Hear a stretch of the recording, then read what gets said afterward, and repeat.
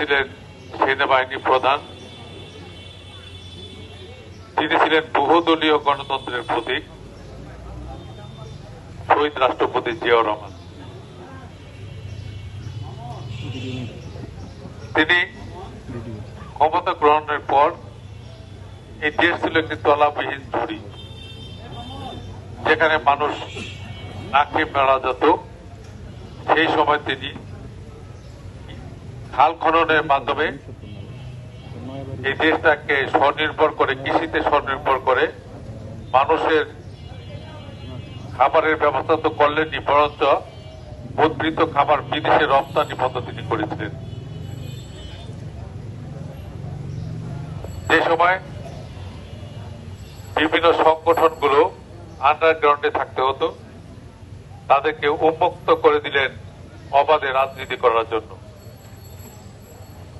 Fascist সরকারের প্রধান যে ছিলেন শেখ হাসিনা, তাকে কিন্তু দেশে এসে রাজনীতি করার সুযোগ দিয়েছিলেন শহীদ রাষ্ট্রপতি জিয়াউর রহমান। পক্ষান্তরে তিনি দেশে ঢুকেই দেশি বিদেশি ষড়যন্ত্র করে সেই আমাদের মহান নায়ক শহীদ রাষ্ট্রপতি জিয়াউর রহমানকে খুন করতে সহায়তা করলেন। 4টি মাত্র সংবাদপত্র সেই সময় ছিল, বাকি সমস্ত সংবাদপত্রগুলো ব্যান করে দেওয়া ছিল। কিন্তু শহীদ রাষ্ট্রপতি জিয়াউর রহমান ক্ষমতা আসার পর সাংবাদিকদের জন্য সমস্ত সংবাদপত্র উন্মুক্ত করে দিলেন।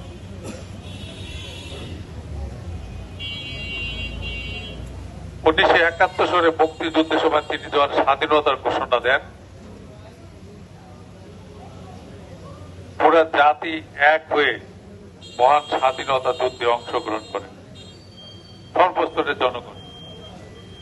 কিন্তু যারা নাকি স্বাধীনতার দাবি করেন, স্বাধীনতা যুদ্ধের যে কৃতিত্ব দাবি করেন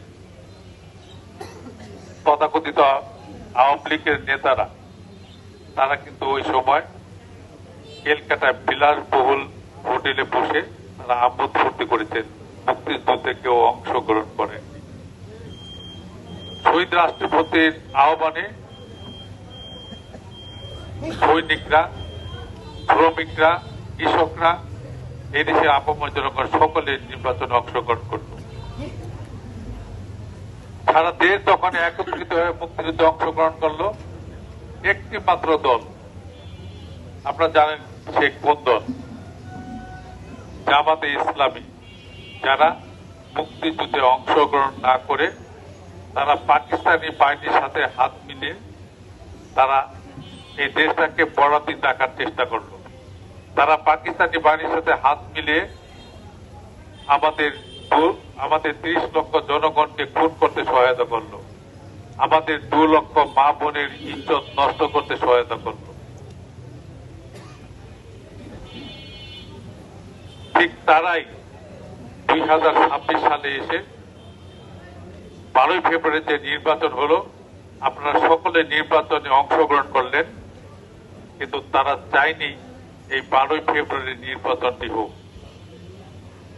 5ই আগস্টের পর তারা অন্তর্বর্তীকালীন সরকারের সাথে মিশে এই জামাতে ইসলাম এনসিপি, তারা অন্তর্বর্তীকালীন সরকারের সাথে মিশে তারা নির্বাচনটাকে প্রশ্নবিদ্ধ করার জন্য, নির্বাচনটাকে বানচাল করার জন্য এবং নির্বাচনকে আরো দীর্ঘায়িত করার জন্য তারা অনেক চেষ্টা করেছে। তারা চায় নাই এদেশে একটি সুষ্ঠু নির্বাচন হোক। তারা চেয়েছিল 5টি বছর বা যতদিন পারে তারা এই দেশের জনগণকে বোকা বানিয়ে তারা এই দেশের সম্পদ লুটপাট করবে, নিজেদের স্বার্থ হাসিল করবে। আপনারা দেখেছেন ওই সময় এলজিডি উপদেষ্টা যে ছিলেন, একটি বাচ্চা ছিল আসিফ, তার পিএস এর কাছে পাওয়া গেছে 410 কোটি টাকা। যেখানে হাসিনার পিএস এর কাছে পাওয়া যায় 400 কোটি টাকা, আসিফের পিএস এর কাছে পাওয়া গেছে 410 কোটি টাকা।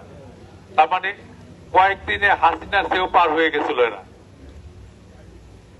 তাই এরা কিন্তু ষড়যন্ত্র চালিয়ে যাচ্ছে। জনগণের ভোটে বিএনপি ক্ষমতায় আসার পরও কিন্তু তাদের ষড়যন্ত্র চলছে। এই যে দেখেন সারা দেশে বিভিন্ন জায়গায় শিশু নির্যাতন, নারী নির্যাতন, চুরি ডাকাতি চিন্তায় যেগুলো হচ্ছে, এই যে আইন শৃঙ্খলার অবনতি তারা ঘটিয়েছিল তারই ধারাবাহিকতা এগুলি চলছে এবং অনেক জায়গায় এগুলো সেই জামাতের লোকজনরা এগুলি তৈরি করছে।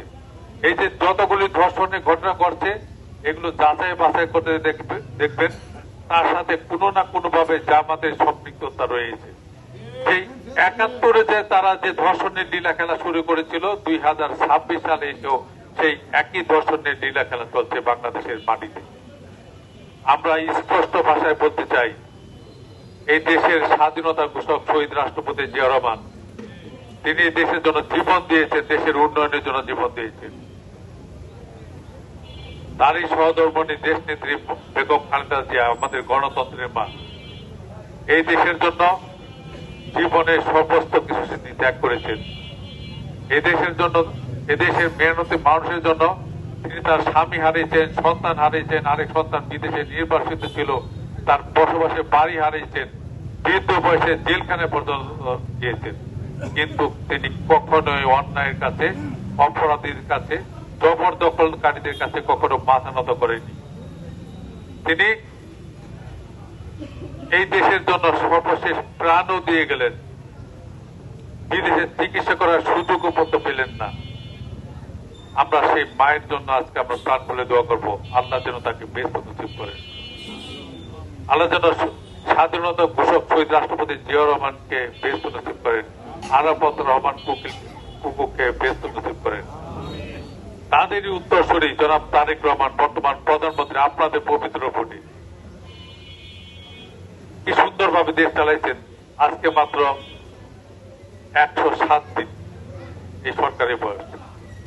এই বয়সেই তিনি যে অভূত পরিবর্তন করেছেন, তিনি যা ঘোষণা দিয়েছিলেন প্রত্যেক পরিবারের জন্য ফ্যামিলি কার্ড দিবেন, প্রতি কৃষকের জন্য কৃষক কার্ড দিবেন, যুবকদের জন্য যুবক কার্ড দিবেন, কৃষকদের ১০,০০০ লোন সহ সুদ সহ লোন মৌকুফ করবেন করেছেন, ইমাম আলেমদের জন্য ভাতার ব্যবস্থা করবেন সেগুলো করেছেন, ফ্যামিলি কার্ড দেওয়া শুরু করেছেন, কৃষক কার্ড দেওয়া শুরু করেছেন, যুব কার্ড দেওয়া শুরু করেছেন, ছাত্রদের জন্য বিনা পয়সা লেখাপড়ার জন্য ছাত্র কার্ডের অতি তাড়াতাড়ি কর্মকাণ্ড শুরু করবেন। তিনি যা বলেছেন, আমরা যা বলেছি তারই কথা, তিনি যা বলেছেন তার সমস্ত কিছু তিনি পর্যায়ক্রমে বাস্তবায়ন করছেন। দেখেন, শহীদ রাষ্ট্রপতি জিয়া রহমান খাল কেটে কৃষিতে বিপ্লব ঘটেছিলেন। আমাদের বর্তমান প্রধানমন্ত্রী প্রতিটি এলাকায় যে নিজ হাতে খাল খনন করে তারই পুনরাবৃত্তি, তারই ধারাবাহিকতা তিনি অব্যাহত রেখেছেন। ইনশাআল্লাহ এইভাবে খাল খনন করতে থাকলে আগামী ১ বছরে সারা বাংলাদেশ খাল খনন শেষ হবে এবং কৃষিতে এই দেশ স্বনির্ভর হয়ে উঠবে। আপনাদের একটি অগ্রিম বার্তা শোনাই, অতি তাড়াতাড়ি ২-৩ মাসের মধ্যে তিনি দুহারের মাটিতে আসবেন এবং খাল খনন উদ্বোধন করবেন।